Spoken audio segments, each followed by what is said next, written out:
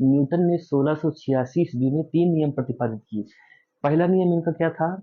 तो इनका जो पहला नियम था वो ये कहता था, यदि कोई वस्तु गतिमान है तो वो गतिमान ही रहेगी जब तक कि उस पर कोई बाहरी बल न लगाया जाए, और अगर जो कोई वस्तु स्थिर है तो वह स्थिर ही रहेगी जब तक कि उस पर कोई बाहरी बल न लगाया जाए।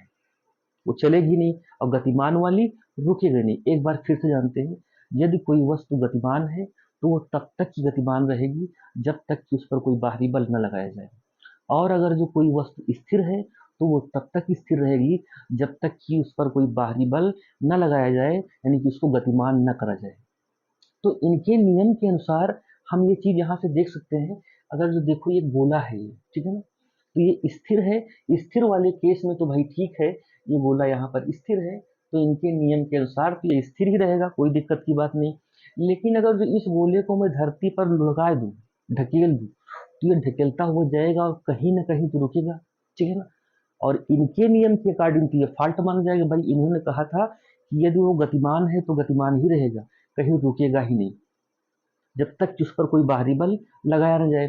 तो इसको ढकेल दें तो इस पर बाहरी बल तो कोई लगाता नहीं है, लेकिन कुछ दूर जाकर ये रुक जाएगा, ऑटोमेटिक रुकेगा भाई। तो इसको रोकता कौन है? यानी कि ये गलत है?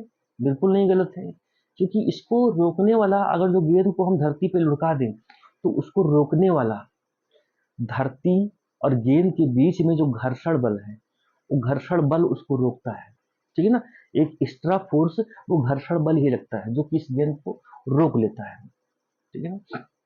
और अगर जो स्थिर है तो इस पे तो भाई ठीक बनता है, कोई बल लगा देंगे तो अपने माप गतिमान हो जाएगा। तो इनके नियम को, इसी नियम को हम लोग बोलते हैं इनर्शिया लॉ,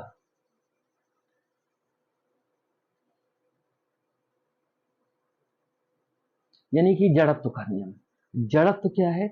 जड़त्व किसी वस्तु या पदार्थ का ऐसा गुण है जो अपनी वर्तमान स्टेज का विरोध करता है। मतलब वो जिस स्टेज में है तो वो उस स्टेज को छोड़ना ही नहीं चाहता है। जैसे मैं खड़ा हूँ तो मैं खड़ा ही रहना चाहता हूँ, ठीक है ना। एग्जाम्पल देखो, किसी चीज को समझने के दो एग्जाम्पल होते हैं, दो तरीके होते हैं।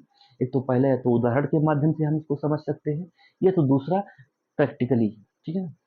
मान लीजिएगा कोई कार है, कार पे हम बैठे हुए हैं और कार को चलाया जाए, ठीक है ना। तो मैं स्थिर हूँ, कार भी स्थिर है, लेकिन जो कार को चलाया जाएगा अचानक, ठीक है ना, हाई पिकअप गाड़ी को एकदम से बढ़ाया जाएगा, तो मेरा शरीर पीछे की ओर ढकेलेगा। भाई कार आगे को जाएगी, मेरा शरीर पीछे की ओर ढकेलेगा, क्योंकि मेरा शरीर स्थिर रहना चाहता है, ठीक है ना। इसी को बोलते हैं जड़त्व। जड़त्व जो है वो द्रव्यमान का अनुक्रमानुपाती होता है। अनुक्रमानुपाती का मतलब है ज्यो ज्यो ये बढ़ेगा त्यों त्यों ये बढ़ेगा। समझते हैं? अनुक्रमानुपाती का मतलब होता है एक बढ़ेगा तो दूसरा भी बढ़ेगा, और ये घटेगा तो ये भी घटेगा। द्रव्यमान कम हो गया तो उसको आगे बढ़ाने के लिए बलों कम लगेगा। इसी को कहते हैं जड़त्व। द्रव्यमान का अनुक्रमानुपाती होता है। जड़त्व दो तरीके का होता है, एक तो विराम का जड़त्व और दूसरा गति का जड़त्व। विराम का जड़त्व क्या होता है? देखो, अगर जो कोई वस्तु स्थिर है तो वो स्थिर ही रहना चाहती है, वो आगे नहीं बढ़ना चाहती है, तो इसको विराम का जड़त्व बोलते हैं। इसके पहले मैं हमने हमने अभी बताया है कि जो गाड़ी स्थिर है, खड़ी है, उस गाड़ी को मैं अगर जो तुरंत आगे की ओर बढ़ाऊंगा तो हमारा शरीर स्थिर रहना चाहता है, हमारा शरीर जो है गतिमान नहीं होना चाहता है, इसीलिए वो गाड़ी आगे को बढ़ेगी, हमारा शरीर पीछे को ऐसे ढकेलेगा, ठीक है ना। ये विराम की जड़त्व का उदाहरण है, ठीक है। जड़त्व होता है एक तो विराम का जड़त्व, और दूसरा होता है गति का जड़त्व। तो विराम की जड़त्व वाला उदाहरण हो गया। अब गति का जड़त्व क्या है? मान लीजिएगा हम कार पे बैठे यात्रा कर रहे हैं, ठीक है ना। कार मान लीजिएगा 60 की स्पीड से जा रही है, तो कार को अगर जो अचानक ब्रेक मारी जाए तो कार तो रुक जाएगी, लेकिन हमारा शरीर कार के वेग से ही आगे बढ़ना चाहेगा, ठीक है ना। इसी को बोलते हैं गति का जड़त्व।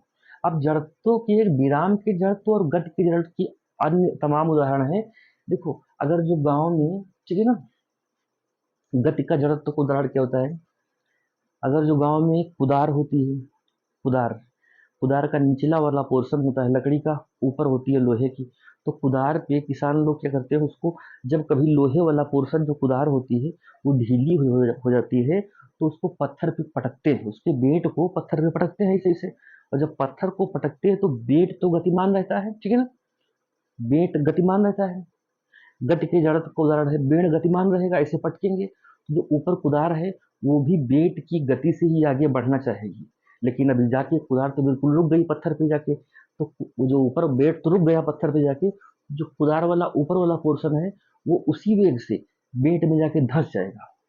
और जब धंस जाएगा तो कुदार हो जाती है क्या, कस जाती है उस डंडे में, ठीक है ना। खुरपा में भी इसे पीटते हैं, खुरपा पीटते ऊपर खुरपा लोहे का होता है, तो खुरपा के बेट को पत्थर पे ऐसे पटकते हैं तो खुरपा उसमें धंसता जाता है, ठीक है ना, क्योंकि वो उसी की वेग से लोहे वाला आगे बढ़ना चाहता है, और जब आगे बढ़ेगा तो जाके उसी में धंस जाएगा। ये गति के जड़त्व के उदाहरण है। विराम का जड़त्व का उदाहरण क्या है, सब गाँव की लेते हैं, गाँव का मन ही गाँव का उदाहरण है, ठीक है ना। तो गाँव में कंबल होता है, जाड़े के दिनों में लोग यूज करते हैं, तो कंबल में धूल मिट्टी सब आ जाता है। अक्सर कर लोग गांव हो चाहे शहर हो, लोग झाड़ते हैं, शहरों में कम झाड़ते हैं, गांव में से कंबल को पीटते हैं इस तरीके से। कंबल रेस्ट की अवस्था में है, स्थिर है, कंबल पे डंडा पटकते हैं, डंडा पटकते हैं तो क्या होता है, कंबल आगे की ओर बढ़ जाता है। उसमें जो धूल के कण होते हैं, ठीक है ना, वो जड़त्व के कारण ही नीचे को गिराते हैं, कंबल आगे बढ़ जाता है और धूल, कंबल पे डंडा मारेंगे तो कंबल आगे बढ़ जाएगा और धूल जो है वो नीचे आ जाती है, ठीक है ना। तो यही न्यूटन का प्रथम नियम है, जिसको इनर्शिया लॉ भी बोलते हैं, जड़त्व का नियम। और जड़त्व जो है द्रव्यमान के अनुकमानुपाती होता है, जिस चीज का द्रव्यमान ज्यादा होगा, ठीक है ना, तो उसमें जड़त्व का होगा ज्यादा होगा, मतलब वो अपनी अवस्था परिवर्तन का विरोध ज्यादा करेगा।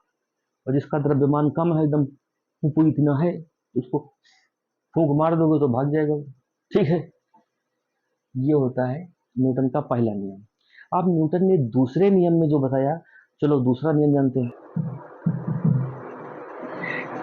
सेकेंड लॉ में इनका क्या है, इनका सेकेंड लॉ जो होता है वो कुछ इस तरीके से होता है, यानी कि इसको हम लिख सकते हैं सेकेंड लॉ को F equal to delta small p बटे डेल्टा t।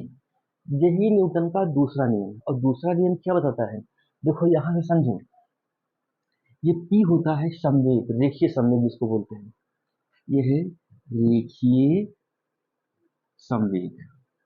और रेखीय संवेग होता क्या है भाई, रेखीय संवेग, रेखीय संवेग क्या होता है, P इक्वल टू होता है mv, ये रेखीय संवेग का सूत्र है, P इक्वल टू mv, ठीक है ना। और T क्या है, T फॉर टाइम यानी कि समय है।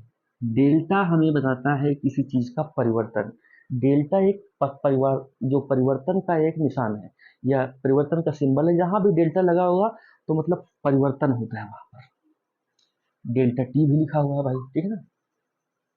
तो इनका दूसरा नियम जो यहाँ से डिफिनीशन हमारी बनेगी, वो डिफिनीशन ये बनेगी, कहता है कि रेखीय संवेग में जो परिवर्तन होता है, ठीक है ना, रेखीय संवेग में परिवर्तन की दर, ये देखो रेखीय संवेग है, डेल्टा लगा हुआ परिवर्तन है, तो रेखीय संवेग में परिवर्तन की दर लगाए गए बल के बराबर होगी। यहाँ से एक बार लिख देते हैं, रेखीय संवेग में परिवर्तन की दर लगाए गए बल के बराबर होगी। ये नियम यही चीज कहता है, रेखीय संवेग में परिवर्तन की दर लगाए गए बल के बराबर होगी। यार किसी चीज में अगर जो परिवर्तन होगा तो उसमें समय भी तो, परिवर्तन होने में कुछ समय तो लगेगा, बिना समय के तो यहाँ कोई काम ही नहीं करेगा, ठीक है ना। परिवर्तन ना हो तो समय नहीं इन्वॉल्व हो सकता है, लेकिन अगर जो किसी चीज में कोई परिवर्तन होगा तो परिवर्तन होने में कुछ समय तो भैया लगाएगा ना, वो परिवर्तन में समय तो बिल्कुल इन्वॉल्व रहेगा। तो इसीलिए इसमें बताया गया है रेखीय संवेग में परिवर्तन की दर या समय दर, ठीक है ना, लगाए गए बल के बराबर होता है, ये न्यूटन का दूसरा नियम। अब यहां से देखो हम P बराबर होता है mv, ठीक है ना, तो यहाँ पर रख सकते हैं डेल्टा एम वी, पी की दब पर रखा हमने एम वी, तो बटे डेल्टा टी, ये डेल्टा टी हो गया। अब देखो इसको मैं लिख सकता हूँ इस तरीके से, इम्प्लाइज दैट लगा के, एम को मैं आगे लिख लूँ और ब्रैकेट में डेल्टा वी बटे डेल्टा टी लिख दिया। और डेल्टा वी बटे डेल्टा टी क्या है, ठीक है ना, त्वरण होता है। प्रति सेकंड वेग परिवर्तन की जो दर है वही त्वरण होती है। त्वरण की परिभाषा क्या होती है, प्रति सेकंड, हर सेकंड में ये काम होगा, ठीक है ना। भाई जब कोई चीज इस तरीके से मैं ढीला फेंकूं साले को, तो वो क्या होगा, हर सेकंड, मतलब सेकंड का भी माइक्रो सेकंड उसके वेग में परिवर्तन होगा। और जब वेग में परिवर्तन होगा तो समय भी कुछ बढ़ेगा ना, वेग बढ़ेगा समय बढ़ेगा, क्योंकि दोनों कार्यरत है। तो हर सेकंड वेग में जो परिवर्तन आएगा उसी को हम लोग बोलते हैं त्वरण। और त्वरण होता है एक सदिश राशि, तो त्वरण को लिखते हैं ए से, यानी कि एक्सीलरेशन। ये हो जाएगा, तो इसकी जगह पर मैं लिख सकता हूँ ए। तो देखो यहां से लिखा, लिख लेता हूँ एम ए, ये एफ यहाँ लिखा हुआ है, एफ बराबर एम ए होगा। यही तो आया है, यहां से निकला हुआ है एफ बराबर एम ए, ये भी तो न्यूटन का दूसरा ही नियम है भाई। जहाँ ए है सदिश राशि और एम है अदिश राशि। और एक चीज और है वेक्टर में, अभी मैं वेक्टर वाली भी क्लास डालूंगा। तो एक वेक्टर और एक अदिश, मतलब एक वेक्टर क्वांटिटी और एक स्केलर क्वांटिटी का जो गुणनफल होगा वो एक वेक्टर क्वांटिटी ही रिसीव होगा। देखो त्वरण सदिश है, द्रव्यमान यानी कि मास अदिश है, और दोनों का गुणनफल जो आया है बल, बल एक सदिश राशि है। तो एक वेक्टर और एक स्केलर क्वांटिटी का गुणनफल हमेशा वेक्टर क्वांटिटी ही रिसीव होगा। ये न्यूटन का दूसरा नियम है। न्यूटन का तीसरा नियम क्या होता है, जिसको हम क्रिया प्रतिक्रिया का नियम भी बोलते हैं या एक्शन रिएक्शन लॉ भी बोलते हैं। तो देखो इनके पहले, सॉरी, तीसरे नियम के अनुसार जो क्रिया प्रतिक्रिया का नियम है, इसकी एक परिभाषा इस तरीके से बनती है, प्रत्येक क्रिया की एक प्रतिक्रिया होती है, ठीक है ना, जो परिमाण में क्रियात्मक बल के बराबर लेकिन दिशा में विपरीत होगी। एक बार फिर, प्रत्येक क्रिया की एक प्रतिक्रिया होती है जो परिमाण में क्रियात्मक बल के बराबर लेकिन दिशा में उल्टा होगी। लिख देते हैं एक मिनट के लिए, प्रत्येक क्रिया की एक प्रतिक्रिया होती है जो परिमाण में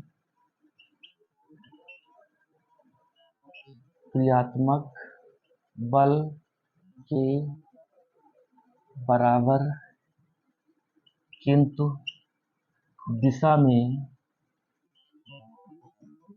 विपरीत होगी। ये न्यूटन का तीसरा नियम है। प्रत्येक क्रिया की एक प्रतिक्रिया होती है जो परिमाण में, मतलब परिमाण मतलब मात्रा में बिल्कुल बराबर लेकिन दिशा में बिल्कुल उल्टा होगी, ठीक है ना। परिमाण में बिल्कुल बराबर, न कम न ज्यादा, रत्युभ न कम, रत्युभ न ज्यादा। इसको समझते हैं, अगर जो इस बोर्ड पे, ये मेरा बोर्ड है, इस बोर्ड पे मैं 20 किलो की ताकत लगा कर इसे धाम से इस पर मारूं हाथ, तो जो हाथ मारेंगे ना, तो 20 किलो का हमको बोर्डो मारेगा धड़ाम से, बिल्कुल उसी वक्त, न कम न ज्यादा। 20 किलो का ताकत इस पर हम लगाई, जाओ 20 किलो का हमरे मारी भूल से, झटका लगेगा, हमको लगेगा आपको नहीं, लेकिन बिल्कुल बराबर, एक को इंच न कम न एक को इंच ज्यादा। यही तो प्रतिक्रिया होती है, हर चीज की एक प्रतिक्रिया होती है, ठीक है ना। गांव में जो सिंघाड़ा तोड़ने वाले होते हैं, वो छोटी सी नाव बनाते हैं, उसको तस्तरी से पीछे को ढकेलते हैं, पानी को, नाव को नहीं, पानी को। और पानी नाव को क्या करता है, आगे को ढकेलता है। देखो दिशा बिल्कुल अपोजिट। हम मान ली नाव पर बैठे हैं तो हम चला नाव के पानी को पीछे ढकेल रहे हैं, और पानी ससुरा हमका आगे को ढकेल रहा है। परिमाण में बराबर होगा, जितना ताकत से मैं पानी को पीछे ढकेलूंगा उतना ही ताकत से पानी हमको आगे ढकेलेगा। ताकत रत्युह न कम न ज्यादा, लेकिन दिशा उल्टा हो जाएगी। मान लीजिएगा मैं पूर्व को चल रहा हूं, ठीक है ना, पूर्व को हमको जाना है, तो हम पानी को किधर भेजेंगे, पच्छू को, और पानी जो हमको पच्छू से पूरब को डालेगा, पूरब की ओर जाएगा, हम मतलब पानी को पीछे ढकेलेगा तो पानी हमको आगे ढकेलेगा। ये न्यूटन का तीसरा नियम है, इसी को क्रिया प्रतिक्रिया बोलते हैं, एक्शन रिएक्शन। और तमाम उदाहरण हमारे गांव में होते हैं। अभी यह दूसरा है, जीजा जी ससुराल जाते हैं, बढ़िया बाल वाल घींच के से जाते हैं, कोट पैंट पहन के, ठीक है ना, तो ससुराल में साली लोग देखता है तो दाने नहीं डालता है, ठीक है, तो जीजा लोगों को लगता है कई कौन सी साल कमी हो गया, ठीक है? जीजा अपना रिएक्शन कर रहा है और साली अपना रिएक्शन कर रहा है, वो जो होता है ना वही प्रतिक्रिया है। मतलब जीजा को देख के साली ने कैसी प्रतिक्रिया करी। अब वो यहाँ की फिजिक्स की जैसी तो नहीं है कि कम न ज्यादा, वो तो भाई कम ज्यादा हो गया, लेकिन एक प्रतिक्रिया तो मिली, ठीक है? यही तो न्यूटन का तीसरा नियम है। गांव में कोई लोग अच्छा काम करता है तो पूरा गांव वाला उसको भी प्रतिक्रिया देता है, एक मतलब अच्छा कहता है या कहता है बड़ी तारीफ करता है, तो वो प्रतिक्रिया है भाई। कर्ता ने कोई क्रिया करी तो लोगों ने कोई प्रतिक्रिया दिया, मतलब प्रत्येक क्रिया की एक प्रतिक्रिया तो बिल्कुल एग्जैक्टली होने हैं। यही न्यूटन का तीसरा नियम है। लेकिन फिजिक्स में इसमें न कम न ज्यादा, और हमारे गांव वाली भाषा में या गांव के एग्जाम्पल में कम बहुतय और ज्यादा बहुतय, मतलब छोटी सी बात को बड़ा बना देंगे और बड़ी सी बात को छोटा बना देंगे। उसमें क्या होता है, प्रतिक्रिया तो होती है लेकिन कम ज्यादा का उसमें जिक्र नहीं होता है। इसमें पूरा कम न ज्यादा, थोड़ा न कम।